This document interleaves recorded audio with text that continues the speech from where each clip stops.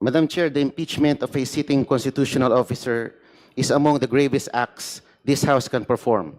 It must rest on a foundation of truth, verified, corroborated, and credible truth.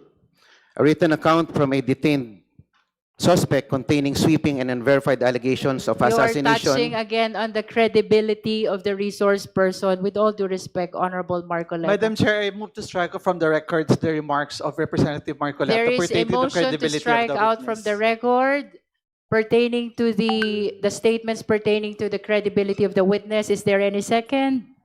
Same has been seconded. Any objection? Hearing none, the motion is approved. Please strike out from the record all statements of the Honorable Marcoleta pertaining to the credibility of resource person Ramil Madriaga.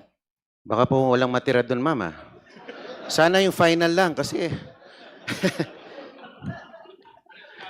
Please Wala nang- understand at that least the issues Filipino concerning people are watching credibility kahit na pina-strike out niyo yung mga must be statements ko. raised in the trial Ma'am, and not in this clarificatory when you were hearing. interviewed before the media, ma'am, sinabi nyo you're here to test the credibility Please of the confine witness. your Madam Chair, manifestation point of to what order. is happening in this Madam proceeding. Chair,